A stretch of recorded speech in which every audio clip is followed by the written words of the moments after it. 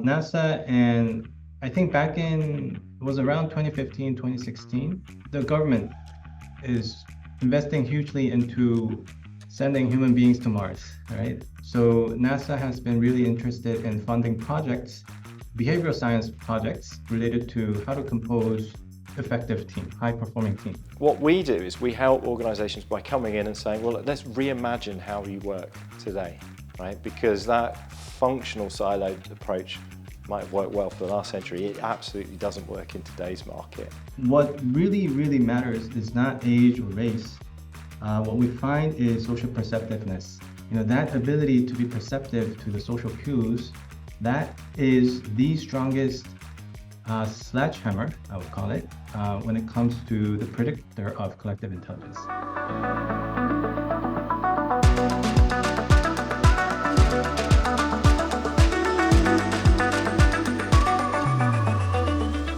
So Chris, welcome back to Connected Conversations. Thank you. It's lovely to see you again.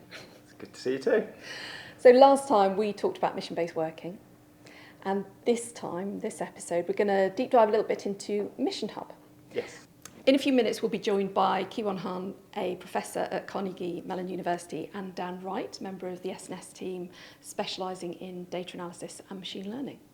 Just before Kiwon and Dan join us, let's refresh ourselves a little bit in terms of mission-based working, and it's been created to address what business challenge, Chris? Okay, so good question. To explain that a little bit, let's talk about maybe the evolution of organisations. So, you know, if you've ever sort of worked for a startup, you'll know that in those early days, you've got a really clear purpose. Everybody within that small organisation's leaning in. You're quite fluid. You can move people around against that purpose. You can test and learn and try different things. But as organisations grow, they become bloated and actually slower. And there's two kind of sort of reasons behind that. Typically, there's other reasons, but the two big ones are you end up sort of creating functions, and so people or your talent is functionally siloed within your organisation. That makes it really difficult for people to come together and work collaboratively against a kind of common purpose. And the second area is this sort of increase in bureaucracy and layers within your organisation as well. So it's like a double whammy. Makes it even harder to do work because of additional governance, additional coordination that you have to create as you scale your organisation. The impact of that is that executives, and many executives have come to us and we help them with this, but the big piece is around, well, I can't execute against my strategy. It's really hard, right? It's slow. Why can't I deliver quicker? Our competition is delivering quicker. So what we do is we help organizations by coming in and saying, well, let's reimagine how you work today, right? Because that functional siloed approach might have worked well for the last century. It absolutely doesn't work in today's market where things are fast-paced. You need to get fast feedback cycles, and you need to be able to be far more agile as a business overall. So mission-based working really simply looks at how you cut through that.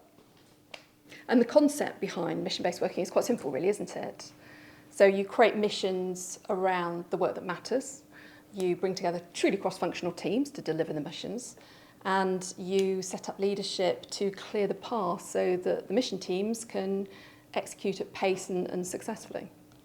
That's right, Jax. Yeah, I mean, if we take a practical example of that, so in a more traditional organisation, you might then feel that we need to improve the payments experience for our customers. The classic way is to say, we'll create a project, go and buy a new payment system.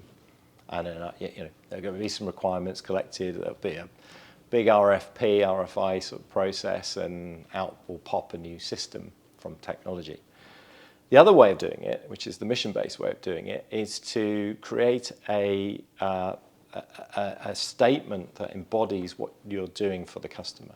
So we could take that exact same example and say, well, if I created a mission that said, what if our customers could pay for, our services, however, whenever, wherever they wanted to, right?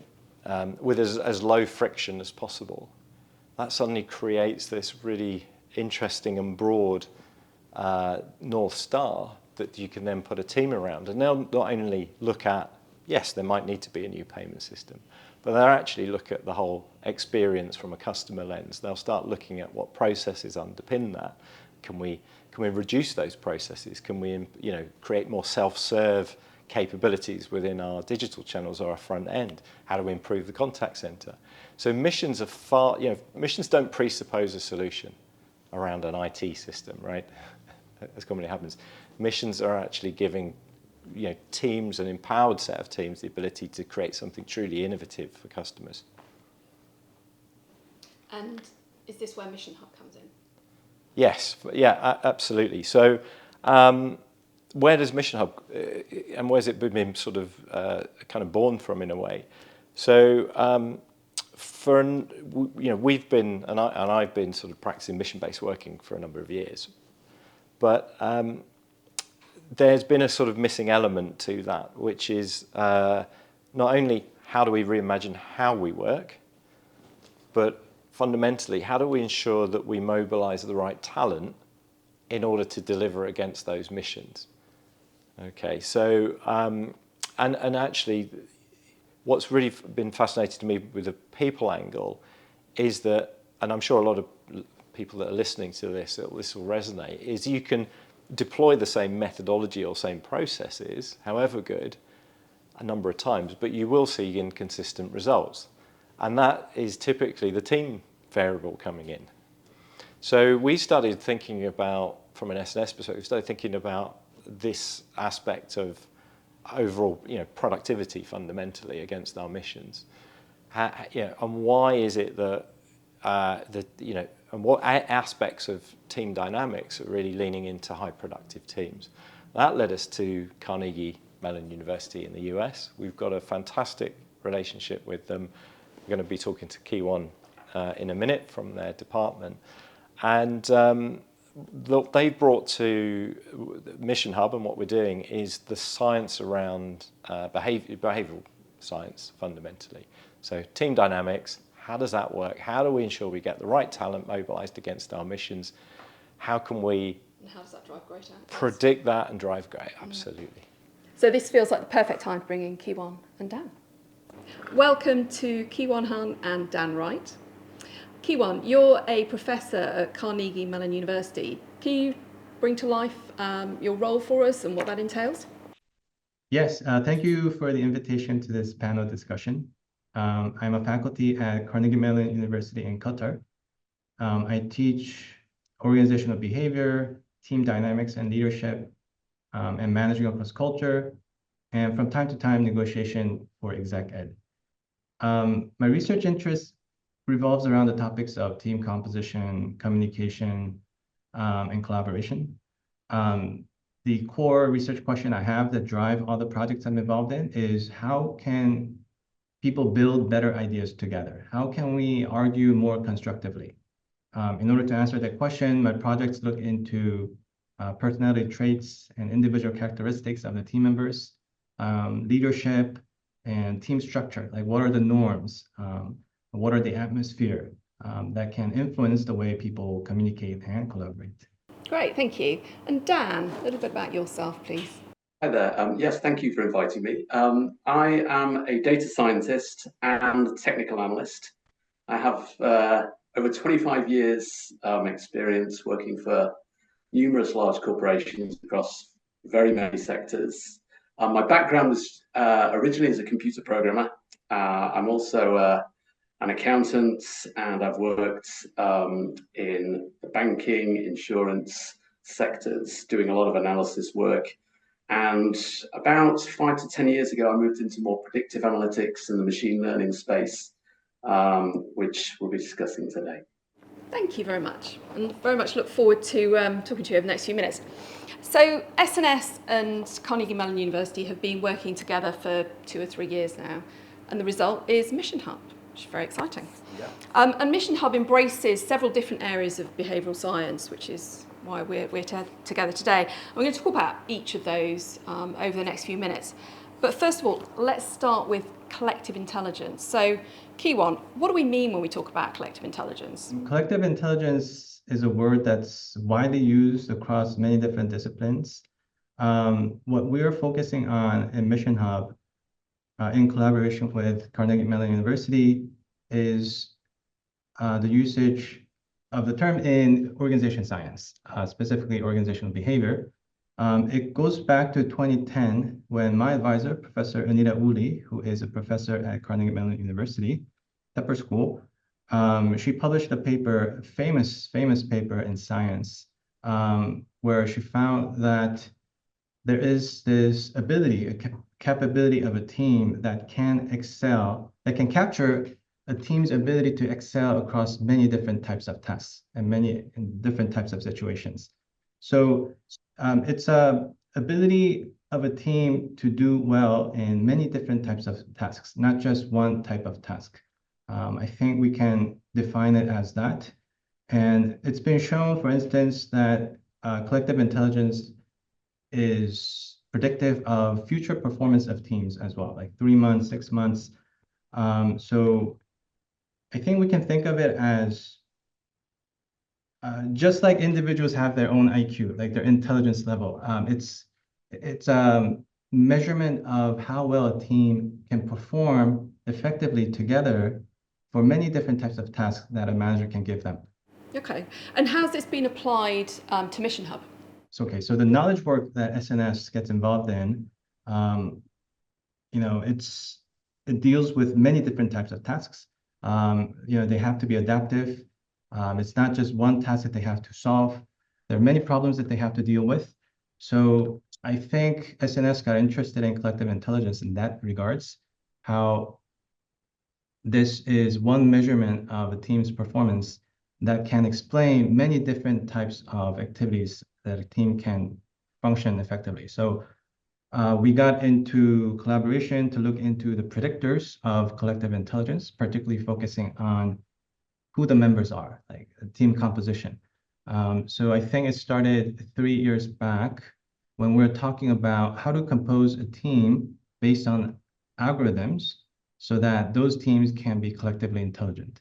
And when it comes to diversity and cognitive intelligence, is more diversity better, or is there an optimum, or how does it work? That's a really good question, because when it comes to diversity of any types of attributes you can think about, whether it be gender, age, or even cultural values that people have, or cognitive styles that people have.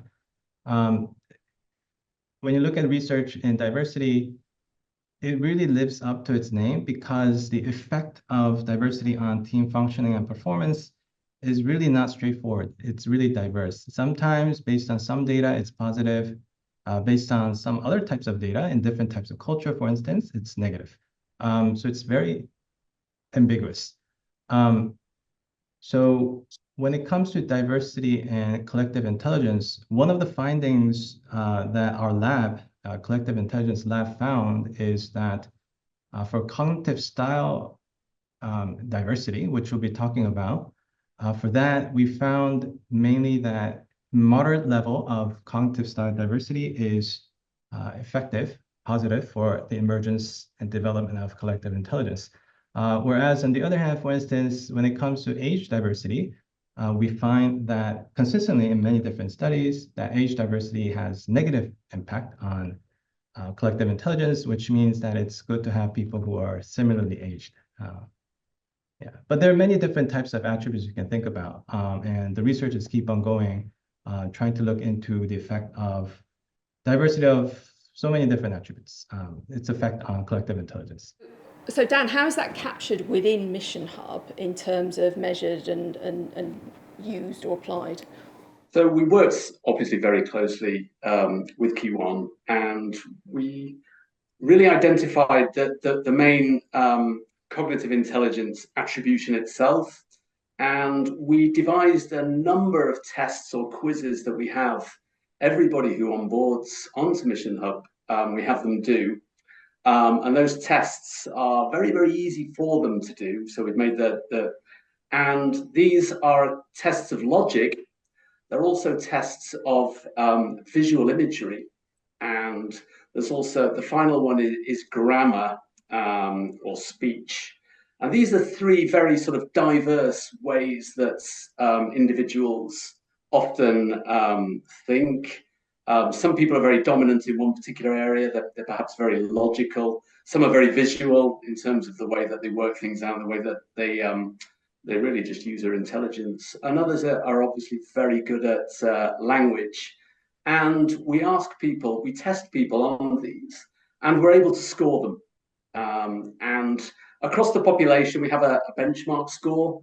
And then what we want to do when we form a team, or the pre-formation stage, is we want to have a look at all of the different combinations of individuals that we would want to put forward for this team. And we look at the overall cognitive score. And if you were to imagine at one spectrum, we would have a group of individuals who all had very similar styles of thinking. That would be a consensus, a very, very, very high level of consensus. And we might have another group of individuals who would have extremely different, this is the diversity or the volatility that we call it, ways of thinking. So one would be very strong logically, one would be very, very strong at grammar or very communicative, and one would be a very visual thinker. And these people would be really, we wouldn't say there would be a lot extremely contentious, but there would be some contention there. And what we look for is the midpoint, or we sometimes call it the Goldilocks zone, where we have some contention, but we also want a lot of coherence across those team members. And so we use that benchmark and try and get as close to this middle zone where we have some redundancy, but we have some creativity. And that, in terms of cognitive diversity, Kiwon, correct me if I'm wrong, is really where we're looking at the moment. Now, that's not to say also that we couldn't put together a team where we want some really radical individuals who challenge one another immensely. There may be a sector that requires that, or there may be another sector where we really need a lot of just consensus, different types of industries, different sectors, and we're able to form these kind of teams as well. So we've built that flexibility in, and we can score it, and there's an algorithm that we've built to be able to do this. Okay. And I guess by the sounds of it, from what you're saying here, it informs how we set the team up and who's in it. But actually what I'm hearing as well is it drives awareness in terms of some of the dynamics of the team going forward. So it can actually shape how you coach the team, or points to watch out for along the way as you move through your mission, because different teams will behave in different ways. There is no one optimal or one size fits all. Yeah, absolutely, Jax. And I think just back to what we talked about before around why the behavioural science is really important for us to make sure we form the right teams around our missions. It's exactly that point. So the collective intelligence is really key to understand, because from an S&S perspective, we're forming teams all the time with our engagements and our clients. When we're working with our clients, we're bringing some of our expertise with their expertise together. And we want to be able to understand and, as Kiwon was saying, sort of predict actually and have as much insight as possible around that collective intelligence and the team behaviours. But also, there's the opportunity to actually look at existing teams. So we can profile existing teams using this science as well. So there's a whole heap of applications for it. So we talk about cognitive intelligence. The other question is around team size. How big are these teams that you're generally looking at or putting together for missions? Ideally, the team sizes would be between 5 to 8, maybe 9 at the maximum. That's the sort of teams that we're wanting to build. Obviously, we capture these attributes, and I believe that there is further ongoing research into team size, and it depends on obviously the requirements of the mission itself.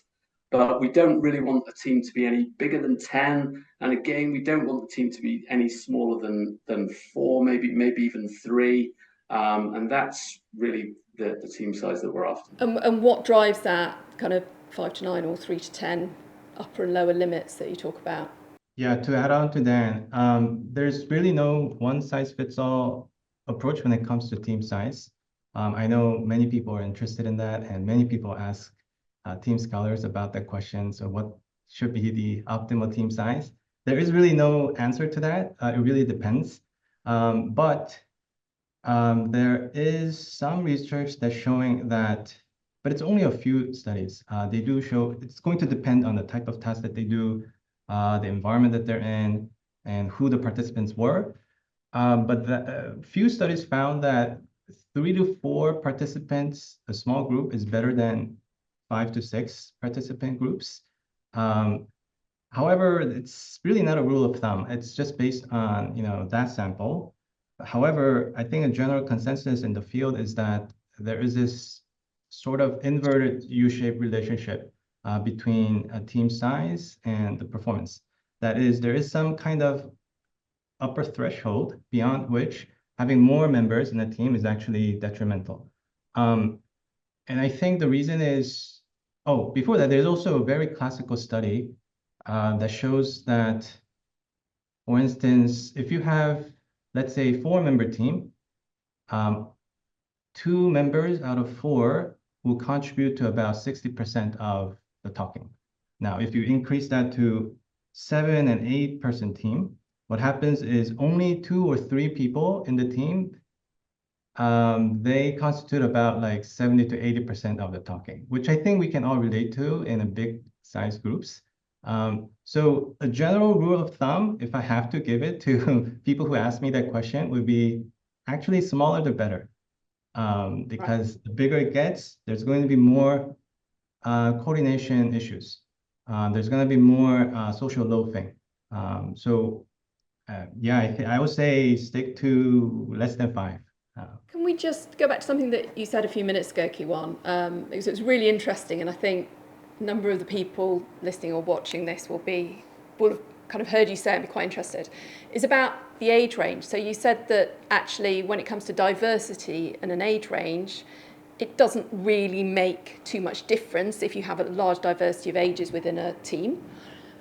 So therefore you would tend to go for similar ages. And actually I've heard you say this before as well, Chris, and I haven't known the answer. What's the reasoning for that? There's probably many reasons. I think one of the main reasons is that it's easier to coordinate. Teamwork, collective intelligence, team performance, they're all coming from how effective different members can coordinate effectively. And one key to coordination to make it efficient is communication. And I think if you share similar background, if you have similar age group, right, you're more likely to have similar experiences in life and all that.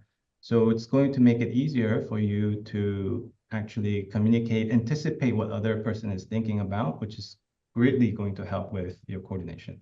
That's an interesting point. I don't think we can generalize to that extent because it's just one variable. Like if you look at racial diversity, for instance, some studies that we conducted show that racial diversity is good for collective intelligence. So, if you just focus on one construct of age, then yes, it does show that it's better to be homogeneous. But, we have to think about many other variables at the same time. And it really depends on the sample, the data you get.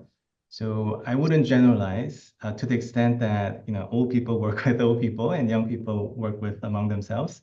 But yeah, it does, although consistently show that age tends to matter. But what really, really matters is not age or race. What we find is social perceptiveness. So this ability of individuals to recognize others' emotions and thoughts and act accordingly, that ability to be perceptive to the social cues, that is the strongest sledgehammer, I would call it, when it comes to the predictor of collective intelligence. Okay. So for that, it's better for a team to be as high as possible when it comes to social perceptiveness. So Q1, team contracts, that's a pretty important part of all of this as well. What are the aims of a team contract? Team contract or charter is very important in the sense that it can minimize and reduce something called process losses in a team. So process loss is something like it comes in two forms. One is social loafing. So when people come together as a group, they tend to, reduce their effort because, right, you're not the only person who has to do the task. That's one. Another thing is something called coordination loss, which is people tend to just focus on their specialized work. They lose sight of the big picture. They lose sight of, why they convened for, like what's the purpose of this goal? They forget about it and they just focus on the small task they are assigned to. So when you construct a team charter, what's good about it is that it can reduce these issues in group functioning. Not opposite.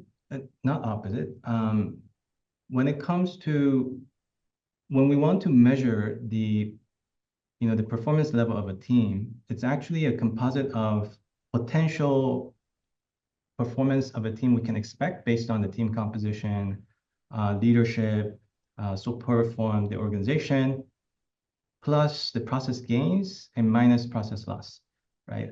So process gain is synergy, which is something that's hard to increase. There are many factors we have to think about in order to increase and ensure that there's going to be process gain. But process loss is something, maybe I'm being too academic here. Maybe I'm using too many jargons.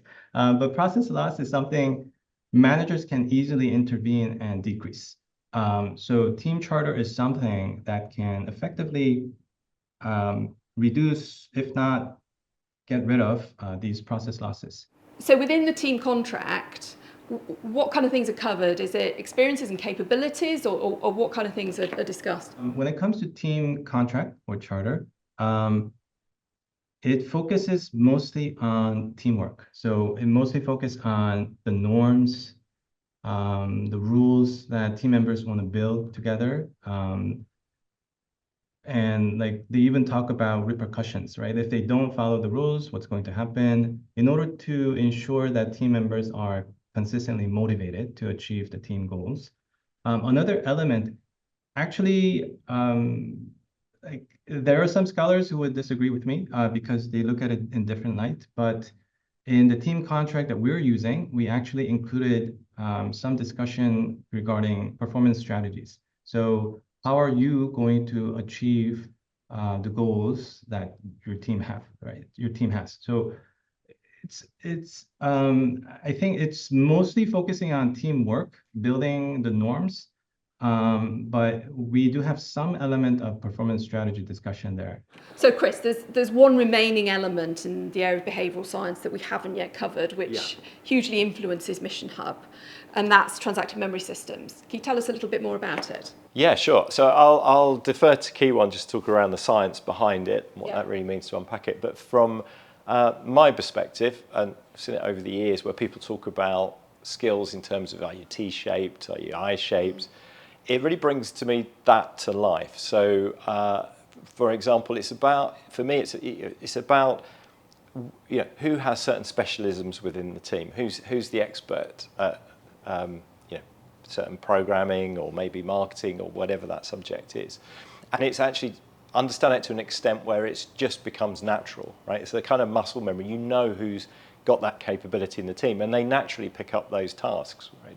So, as an example, we profiled our MissionHub team on MissionHub, right? So it makes sense. Yeah. We're in the Goldilocks zone in terms of that predictor around high performance.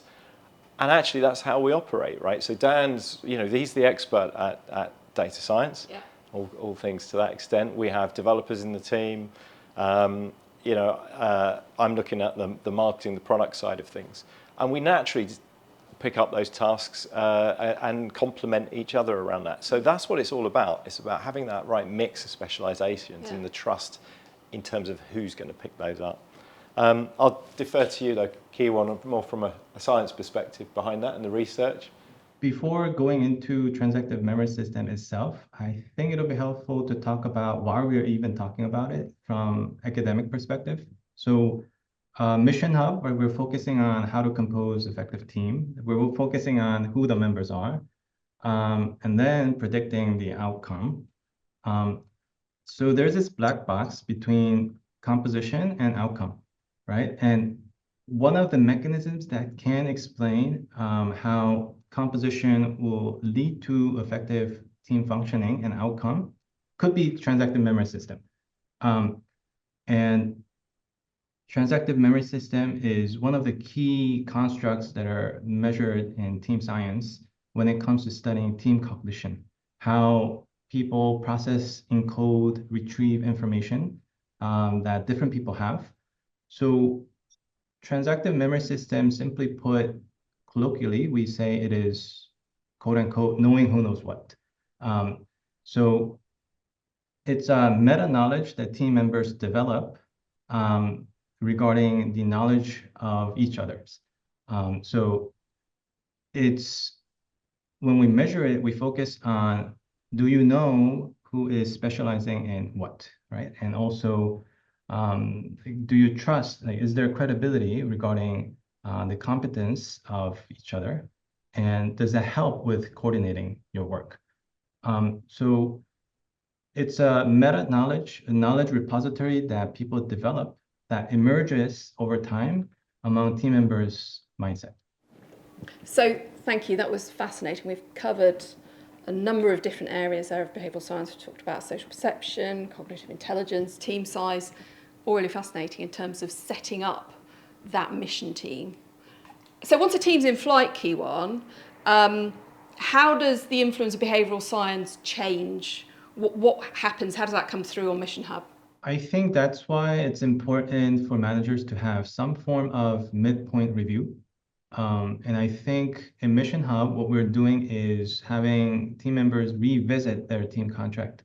And that's really, really important to do because it is about the time of midpoint. Although caveat is, I'm pretty sure there are many projects where it's the ending is not clear. But let's say you're engaging in 3 months, 6 months period of project, then you know when the midpoint will be. So managers should be focusing on conducting a midpoint review because it is at that moment when group members naturally feel anxious about their performance. They're anxious whether they're meeting the deadline, the requirements of the client. So at least at midpoint, team members should come together and talk about the performance strategies, their norms. Is this working or not? So yes, I think once the team is formed, there should be at least one checkup. I totally agree, Kiwan. And I think, again, just in my years of running teams as well, typically I see lots of teams being pretty aligned at the start of a project, or in our case, a mission. MissionHub or the team contracting will pick that up.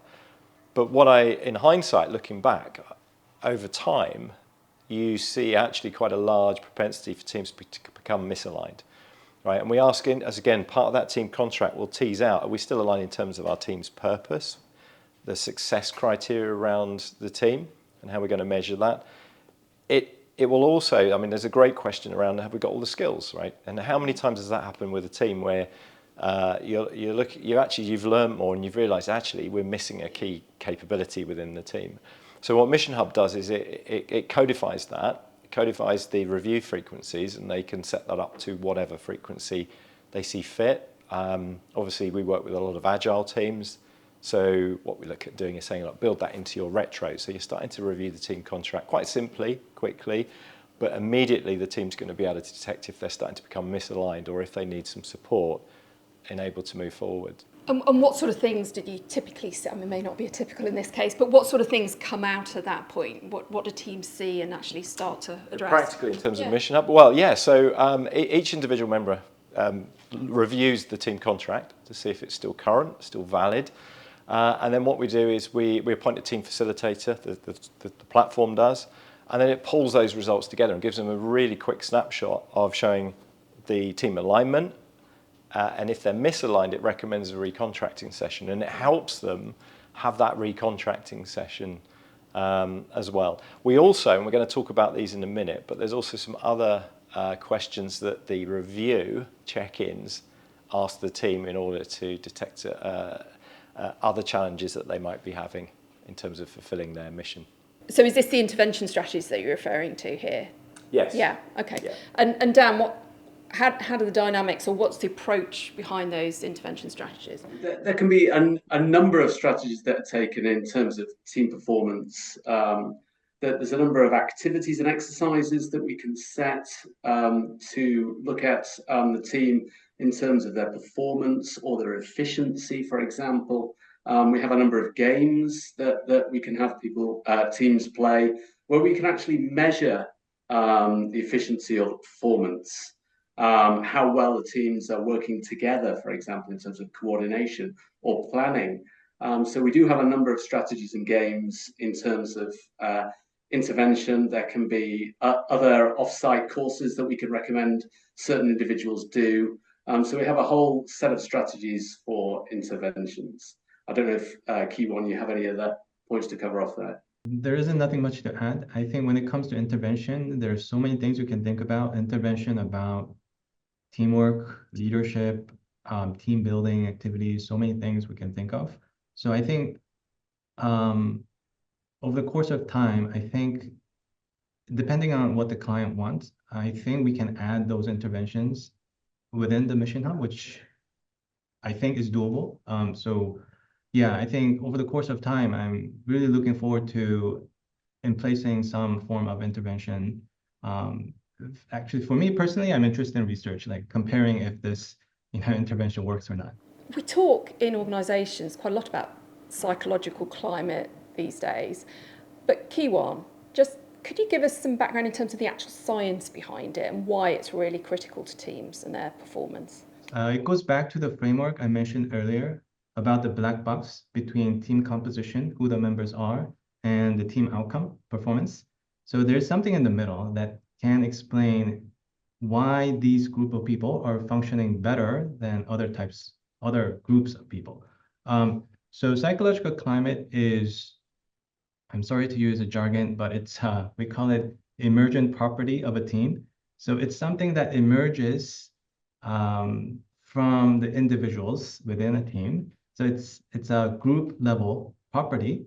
It could be affect-based or emotion-based, or it could be cognition-based.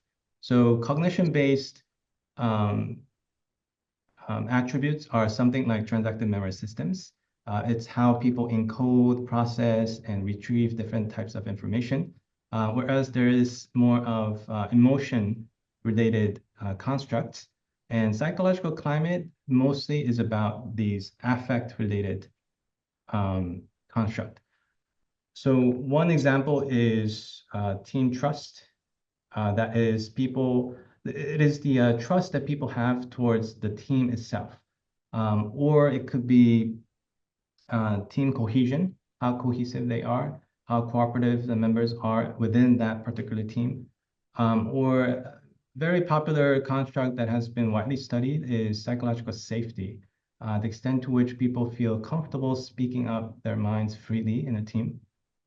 So psychological climate is something that team scholars would always measure in their research because it is an important mechanism that can explain why some group of individuals outperform other groups. So it's critical in the sense that it's a mechanism that can explain why some teams are better than others. So Kiwon, in terms of the psychological climate that you talk about, when you have the data associated with the team, what can leaders do to support the team in their work? Yes, that's a very important question.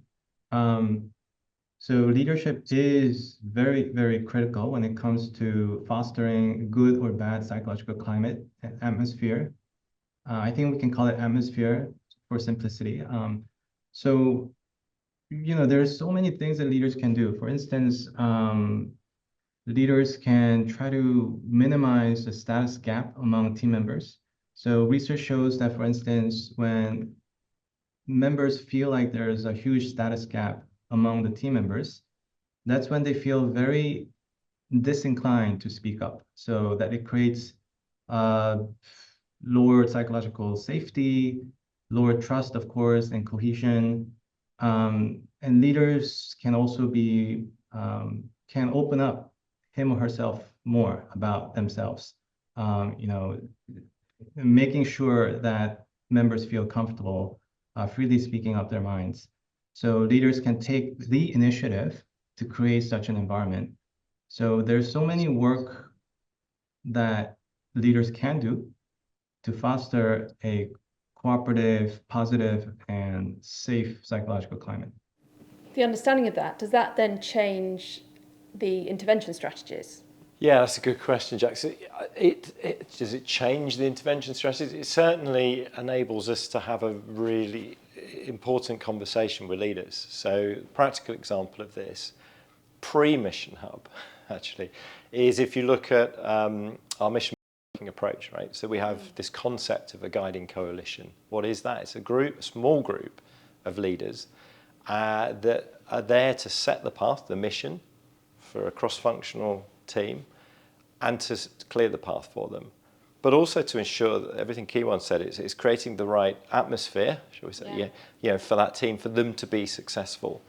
So for us to be able to apply this element of behavioural science to, through Mission Hub into our mission-based working practices is huge, because what we're now getting is a pulse check of the atmosphere, psychological climate regularly, so that then, probably what we would have done before, but we're sitting with these now with really important information and data points around the team. Is it autonomous, but is it, are they working cohesively? Trust, support, recognition is really key. So all of these, we've got about 8 different areas that we look at across this piece. And it completely enhances the experience we have with our clients as well, because they're able to start seeing these kind of highly measurable indicators. And we talk about, well, what does that mean for leadership? How are we going to intervene as leaders and set that right environment up for the teams? So it's encouraging a behavioural change in the leaders of an organisation. Yes, 100%. So looking to the future, machine learning, Dan, one of your favourite areas. I think what's exciting for me with this particular project is, firstly, it's brand new, and we've already covered a lot of the very broad areas that we've identified as leading or indicators of success within a team.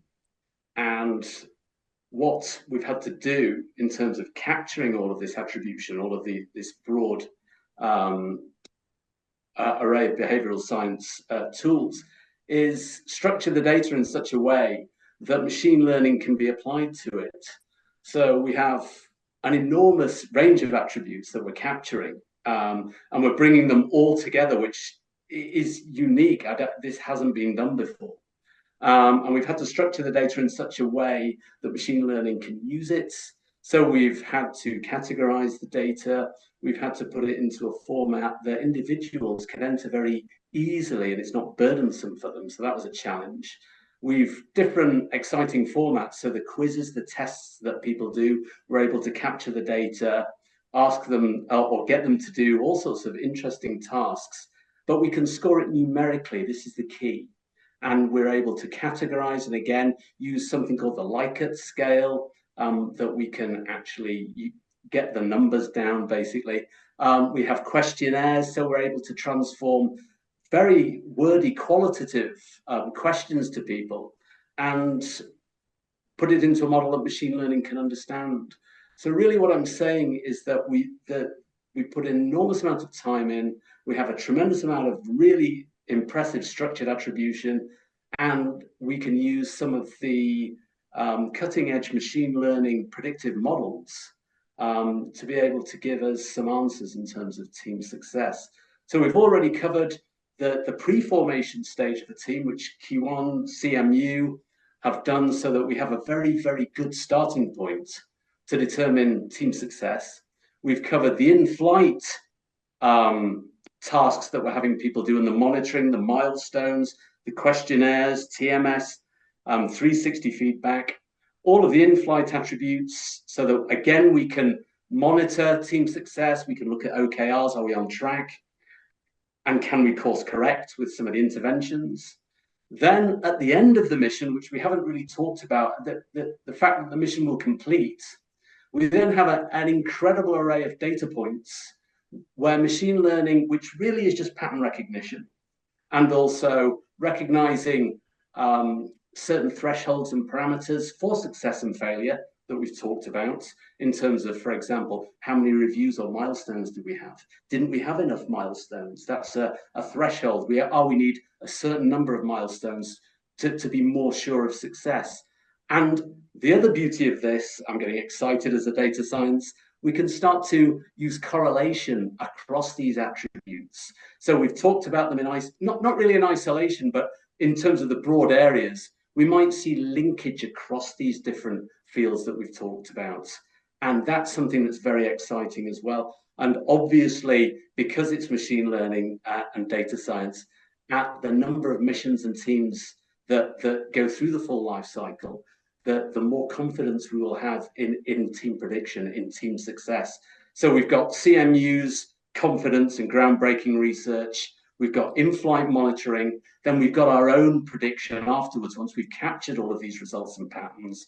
And then we can say with a very high degree of confidence that we think that a team that was we've had a number of teams that were successful. We think that this team will be successful as well because we have very similar attributes that we've captured in terms of the questionnaires, in terms of the quizzes, in terms of the feedback.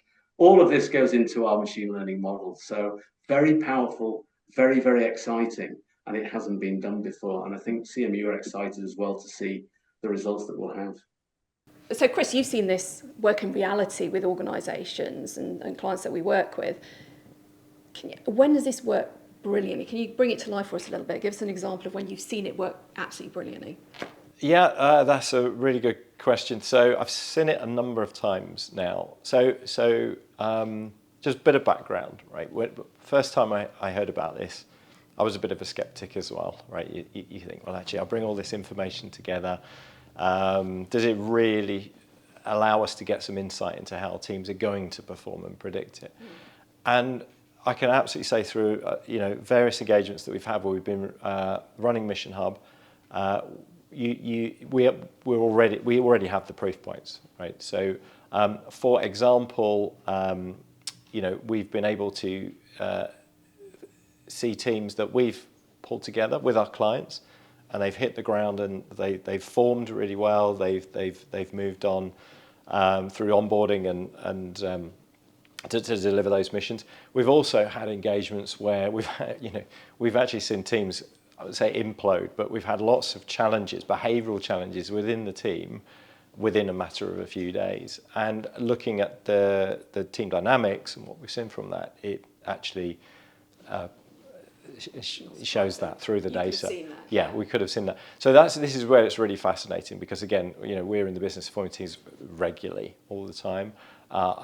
We help our clients form teams against missions, right?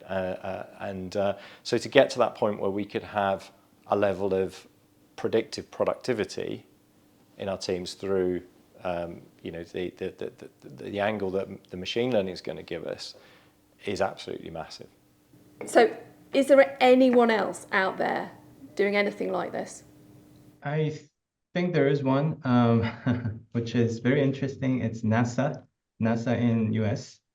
NASA, and I think back in, it was around 2015, 2016, the government is investing hugely into sending human beings to Mars, right? So they're trying to focusing on manned long duration missions.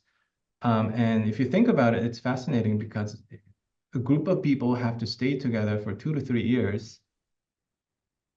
And you can expect so many human-related errors are going to arise in those interactions. You are 24/7 together. So NASA has been really interested in funding projects, behavioral science projects related to how to compose effective team, high-performing team. Basically what MissionHub.ai is pursuing as well. So I would say our only competitor is NASA. What a great claim, that one. That is awesome. On an individual level, What is the most exciting aspect of Mission Hub for you, Kiwon? Everything about Mission Hub is so exciting to me, mainly because it's really breathing life into all the research that we're doing. I'm a team scholar. I focus on team composition and team communication. So I cannot think of a better way to breathe life into all the projects I'm involved in. So that's really, really fascinating. And looking back, I think about 4 or 5 years ago, I was kind of like thinking about, oh, if I were to start a business, I would like to do something similar to what Mission Hub is doing. So I'm just fascinated about all this initiative that Mission Hub has been taking. I'm so happy to be involved in this project. Um, and speaking of breathing life into research, one of the biggest frustrations that scholars have in academia is how, although business is supposed to be a very practical field, what's happening is there's a huge, huge gap between academia and practice, people in the field, the managers. So not surprisingly, managers, right, are not interested in reading academic papers that we publish. So that's why we have Harvard Business Review, MIT, Sloan magazines. That's basically a summary of these academic research. So I think Mission Hub is fantastic because it's based on research and science, but it's as practical as you can think of, right? It's very, very practical and helping out teams out there to be high performing. And when it comes to high performing teams, what happens oftentimes in practice is managers just compose teams based on their intuition, their gut feeling. Yes, of course, sometimes the gut feelings can be very effective, but I would say 50-50 or even lower chance than that. So I think bringing light into the research and science as the foundation of Mission Hub, I think it's fascinating. So Dan, we heard about your thoughts around machine learning earlier on. Is this the thing that you are most excited about when it comes to Mission Hub, or is there something else as well? I am very, very excited about it. I think that there've been a number of things, really. Firstly, the opportunity to work in behavioural sciences, which is something that I've always been fascinated in myself, just personally. So it's been a real privilege to be able to work with Kiwon and backing up what you said, apply a lot of this research, which is fascinating, and be able to put it into mission-based working. It's really, really interesting. And also, I think I said earlier that because it's a new project, we were able to really, really put in a lot of the preparation and get the data as well structured as we possibly can. Having been a data scientist for a number of years, you often come into existing IT projects where the data quality is poor, the data isn't very well structured. So we really had a clean run at getting this right straight from the off, which is, again, we're very, very lucky. So we're able to really, really get the data and the outcomes that we're looking for. The results are going to be interesting, that they're always challenging. And again, this is an ongoing project, so it's ongoing research. And I think that's really exciting as well in terms of being able to find new patterns, particularly across different sectors. That's going to be very interesting for me. So, yeah, it's a great partnership. I echo everything Kiwon and Dan just said. I mean, I've been practicing mission-based working for some time now. I feel we found the missing link here, right? Because this is a world where it's hidden today. It's hidden from nearly every organization I think I've ever worked with. So what we're doing through this science is that missing link. It's X-ray vision around the behavioural elements around these teams to make them truly effective. So when you pair that up with mission-based working, which gives teams purpose, it aligns it into business strategy, and now we underpin that with the behavioural science aspects of this to truly form effective teams and highly productive teams, suddenly you're unlocking for organisations the ability to focus in on executing their strategy far more effectively than before, having more predictability in terms of being able to then achieve it. And actually there's a side effect as well, because we know that people working in this way are more happy, right? They have a sense of connection to purpose. We see, EMPS surveys come back saying people are 30%, happier working in this kind of way. So if we can set them up, set the individuals up and the teams up for success in the first place, we're going to create an incredible environment for people to do amazing things in their organisations. So, as we've said, leaders put together hundreds of teams over the course of their careers, don't they? And broadly, it's based on intuition, perhaps looking at capabilities, whether people have worked together before. But actually, we're turning that on its head a little bit with Mission Hub, aren't we? So what we're doing here is bringing together the latest research in behavioural science, breathing life into it, as you say, Key One. And from that, we have Mission Hub, which is changing the way we form teams within an organisation forever, because it's driving the success and the performance that we all need. Thank you so much, Dan, Key One, and Chris, for joining me today. It has been genuinely fascinating, and you've brilliantly, thank you, talked about the theory and the science behind each of the different elements, but then overlaid that on the practicalities of organisations and forming teams and what that means in reality to kind of the business world. Thank you so much for joining me.